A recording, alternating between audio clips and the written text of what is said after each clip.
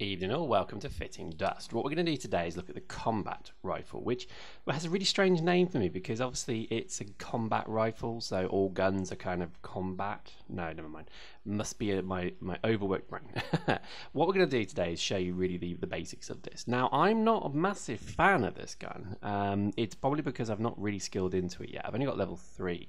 So I can't use, there's two variants. One is your standard burst firing kind of, I guess scoped weapon. And the other one is going to be the assault variant, very likely without a scope. I don't know if it is, post in the comments if it is or not.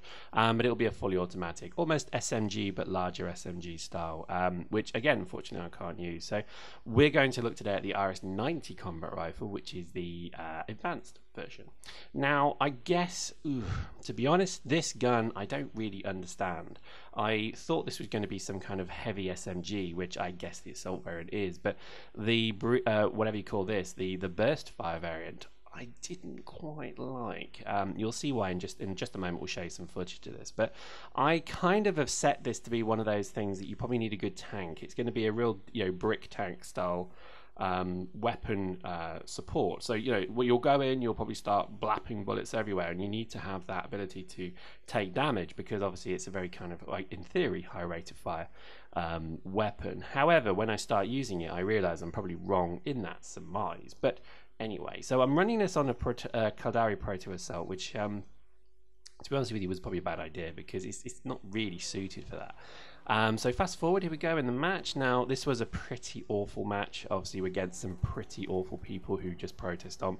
I know I'm doing the same. I know. I'm only doing it just to survive that bit longer to show you the actual suit. So it's not entirely easy, but you'll see. I'm expecting this thing to be like literally a very decent, fully automatic kind of weapon. And what's this? I'm having to literally click the button like crazy. Yeah, not great.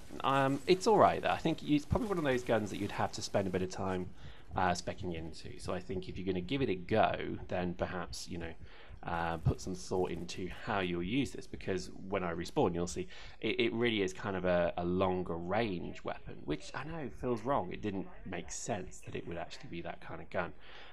But it was actually quite effective at range. It certainly seemed to give a good kick. So I guess it's just like the rail rifle, there's kind of short and long range variants of it. So you see here, this is obviously quite a good use of said gun. I like the scope. I think it's pretty cool, but I would say this gun is probably not for me. I think it's a typical Mimitar kind of weapon where I think it's good, but you'd have to be quite spec'd to use it, I would probably say.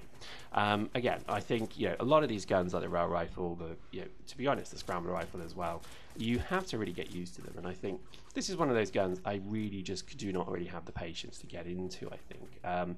However, if you I know John McGeechee runs this and he's very good with it, so I think don't let me give you the impression I'm saying it's not a very good gun. It's actually a very good gun. In fact, it's very accurate across that range. Just thinking about that right there, that's quite good, accurate firepower right there. And I think it's probably a bit like a mix between the TAC AR and the I guess the normal assault rifle in a way, because it's got a good kind of, you could almost say it's the middle ground between those two. So definitely it's worth looking at. And I think to get level 3, you only need something like 300k points, which in today's thing is not much. I think that's quite reasonable to invest that to advanced. And to be honest, that's probably a good point. I would put most things to advanced. I really would. I think it's worth having at least level 3, because with level 3, generally you can use all of the Aurum prototypes as well. So if you've got a little bit of Aurum spare when you buy your boosters, then this is a really good thing for it. But we'll see. I think, to be honest, my main hello shotgunner, run away.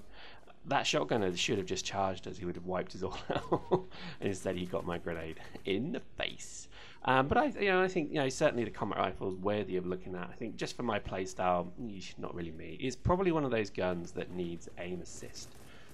It's very much like a scrambler rifle. It's not really, so aim assist would be killing that guy, no problem right there. But because I don't use aim assist anymore, because I'm pro, I don't need it. I'm joking, by the way. I think it's just one of these things really that I'd rather not use it. So there we go. I think I will try the combat rifle again. Post in the comments if you use it. Maybe post why you think it's good, why you're using it. I'm not saying it's a bad rifle at all. I think it's very good, but compared to the rail rifle feels, looks, sounds better and stronger. if just from a perception point of view, and I think I quite prefer it. So there we go. We'll do a quick article on this, so please check out squadb.com. Hope you enjoyed that. See you next time.